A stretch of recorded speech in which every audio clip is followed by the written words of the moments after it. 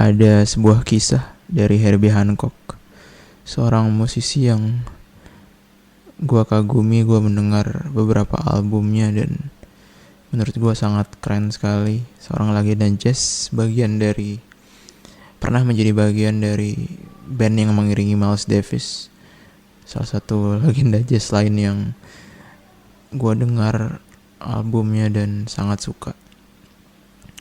Jadi dalam sebuah lecture-nya, Herbie Hancock bercerita pada suatu waktu tahun 1967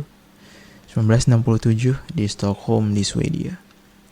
Waktu itu malam, dalam sebuah panggung besar, Miles Davis sedang berpentas bersama quintetnya. Di dalamnya ada Herbie Hancock tadi, legenda musik jazz juga, tergabung sebagai pemain piano. Para master sedang memainkan musiknya. Seisi ruangan seolah dalam ekstasi. Semua instrumen campur aduk dalam satu harmoni yang utuh. Menurut Hancock, seperti yang diceritakan di lecture-nya, suasananya kala itu begitu magis, seolah mimpi. Antusiasme penonton meroket dan Miles Davis beserta quintetnya membara. Seperti berkomunikasi lewat telepati mereka, antara pemain bass, pemain drum, piano, dan Miles Davis pada alat tiupnya. Malam itu adalah malam yang diimpikan oleh semua musisi. Dan mereka akhirnya sampai pada sebuah momen ketika So What dimainkan, suatu nomor yang gue suka sekali dalam album. Lo bisa dengar di Kind of Blue, salah satu album yang sangat gue suka dari Miles Davis. Sebuah lagu yang ikonik. Jadi suspense dan tension telah terbangun, performa memuncak, dan Hancock mendeskripsikan satu-satu para anggota quintet tadi. Wayne Shorter memainkan solonya, Tony Williams menggelora menggebuk drum, Ron Carter begitu lincah dan menggairah, atau meminjam istilah Hancock, smoking. Dan Miles Davis tengah berkutat dalam solonya. Bangunan musikal terus dibangun dan terbangun, dan akhirnya Miles Davis sampai pada puncak dari solonya. Tapi di saat yang sama, Herbie Hancock bilang kalau dia justru memainkan chord yang salah, tepat di momen ketika experience musikal itu seharusnya pada sampai puncak yang ekstatif gitu. Benar-benar chord yang salah, 100% salah, benar-benar salah, sepenuhnya salah. Dan semua orang merasakan itu. Ada hening yang tiba-tiba. Ada sesuatu yang tidak pada tempatnya. Dan Hancock melanjutkan ceritanya, dia bilang bahwa aku merasa telah menghancurkan semuanya, mengecewakan mereka, maksudnya teman-teman bandnya, dan waktu seolah berhenti. Tetapi ini yang menariknya, yang luar biasanya.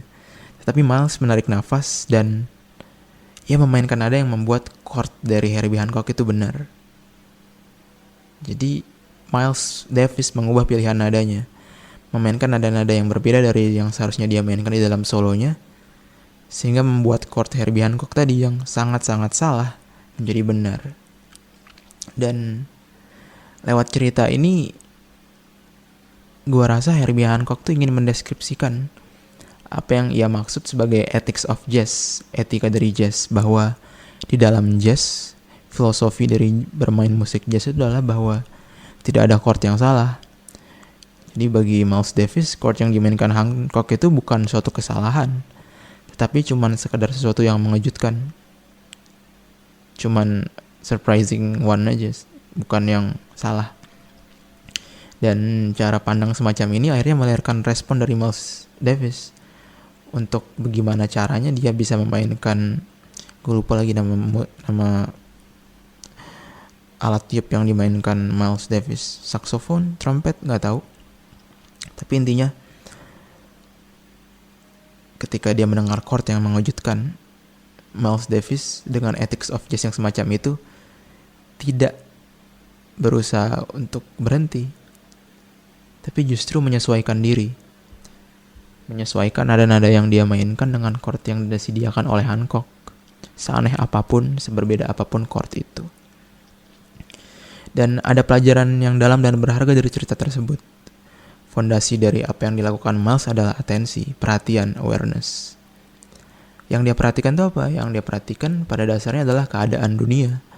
Atau dalam aspek yang lebih sempit sesuai konteks cerita tadi adalah bebunyian yang mengisi ruangan. Atau kalau mau lebih disempitin lagi ya bebunyian dari masing-masing instrumen milik para anggota quintet tadi. Hancock mendeskripsikan tadi bagaimana Miles selalu berpentas membelakangi penonton. Tapi esensinya menurut Hancock bukan membelakangi penonton, bukan tidak hormat pada penonton, tetapi membelakangi itu adalah cara Miles Davis untuk menaruh perhatian pada para anggota bandnya. Sehingga posisinya jadi membelakangi penonton, dia ingin melihat anggota-anggota band lain. Miles Davis bertindak seperti konduktor. Dia melihat, mendengarkan, menaruh atensi penuh, dan kembali pada cerita di awal, ketika dia sedang menaruh perhatian, tiba-tiba pada sebuah momen yang ganjil, piano dari Herbie Hancock mendetingkan chord yang mengejutkan. Tapi itu tadi, Miles Davis itu sadar betul terhadap hal itu. Ia aware tadi. Dia sadar, dia punya atensi, dan dia mendengarkan, dan dia ada di present moment, dia ada di momen ini, momen sekarang. Apa yang terjadi sekarang, bukan di masa depan, bukan di masa lalu. Dia tidak memikirkan nada selanjutnya yang harus dia mainkan. Dia tidak memikirkan nada-nada yang sebelumnya ia mainkan.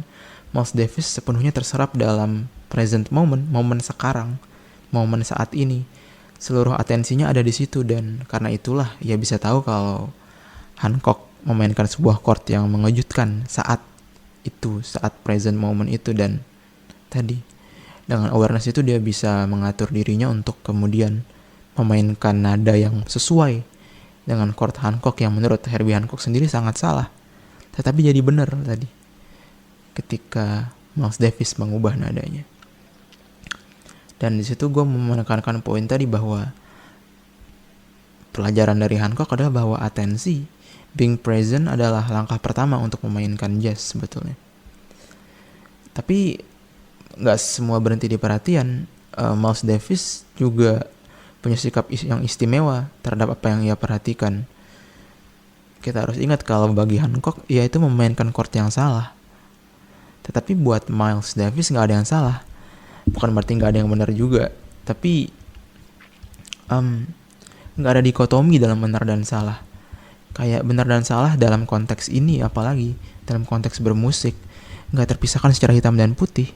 Keduanya cair dan bisa diubah statusnya lewat respon. Chord yang dimainkan Hancock itu bisa benar dan bisa salah, tergantung dari bagaimana Miles Davis dan teman-teman bandnya yang lain memainkan nada-nada di atas chord yang diberikan Hancock. Jadi in a way, benar dan salah itu gak begitu relevan untuk dibicarakan sebetulnya. Yang relevan itu cuma bagaimana sih dalam tanda kutip berselancar di atas bebunyian yang ada, yang disediakan lewat chord-chord, lewat pattern drum yang ada, supaya musiknya itu jadi terdengar enak, terdengar benar, terdengar baik. Itu aja. Dan itu sih sebuah uraian singkat soal ethics of jazz, etika bermain jazz yang gue dapat dari Herbie Hancock. Tentu ini cuman sedikit sekali, kita masih bisa bicara lebih dalam soal gimana Miles Davis memiliki kemampuan musikal untuk bisa membenarkan Hancock. Kayak oke, gue tahu sekarang gue harus aware, gue harus punya perhatian, tapi kan gak cukup di situ. Gue gak akan bisa kayak Miles Davis karena gue gak punya skill. Jadi gak berhenti di situ. Miles Davis punya skill musikal yang dia bisa pakai untuk membenarkan chord dari Hancock tadi. Tapi itu belum sampai situ lah. Tapi intinya itu tadi, soal awareness dan soal bagaimana tidak ada kebenaran dan kesalahan sebetulnya dalam hal itu. Dan kita sebetulnya bisa menarik ini ke dalam soalan yang lebih luas, dalam soal hidup. Kayak gimana sih kalau kita terapkan ini ke kehidupan, ke dalam etika hidup, ke dalam bagaimana menyikapi hidup. Dan buat Herbie Hancock, sikap Miles Davis tadi itu adalah sebetulnya bagian sentral pula yang bisa kita pakai untuk melihat hidup. Bahwa being aware, being present, dan beradaptasi atas keadaan sekitar adalah fondasi penting untuk hidup yang baik. Etika bermusik tadi sebetulnya kan memang punya akar yang panjang dalam sejarah manusia. 2500 tahun yang lalu, Buddha, Siddhartha Gautama udah ngomong soal meditasi, di mana being present, being aware adalah bagian sentral di dalamnya. Bahwa meditasi adalah suatu langkah untuk lepas dari perangkap keinginan dan akhirnya lepas dari penderitaan menuju nirwana. Jadi sejak dulu tuh peradaban manusia telah melahirkan keping-keping kebijaksanaan yang luar biasa soal gimana caranya untuk menyikapi hidup dengan being aware dan being present. Dan pelajaran lain yang gak kalah penting adalah bahwa sama seperti chord yang berubah-ubah, hidup pun selalu punya chordnya sendiri yang berubah-ubah. Selalu dinamis, selalu bisa memberikan dalam tanda kutip chord-chord yang mengejutkan. Kayak dunia kerja, penuh dengan kegiatan yang saling menikam dari belakang, saling menjilat dari depan. Ada tugas-tugas kuliah yang menumpuk gak berhenti. Cari pacar susah setengah mati, terus flu tiba-tiba bisa datang, insomnia datang, harga minyak naik, sembarangan ngomong dan orang yang kita sayangi justru jadi sakit hati, dan seterusnya dan seterusnya. Ada banyak sekali dinamika dalam hidup dan ada berbagai varian yang gak terbatas sebetulnya untuk kita menderita, dan itu berasal dari tadi dalam tanda kutip chord-chord mengejutkan tadi, kunci-kunci mengejutkan, peristiwa-peristiwa mengejutkan yang disediakan hidup. Dan bagaimana menyikapinya, gue pikir tadi salah satu jalannya datang dari cerita Herbie Hancock terhadap tentang Miles Davis, bahwa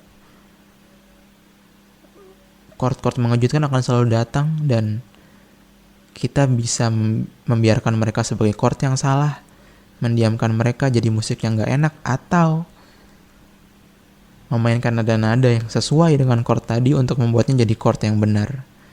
Jadi tinggal pilih aja mau yang mana. Gitu sih. Terima kasih.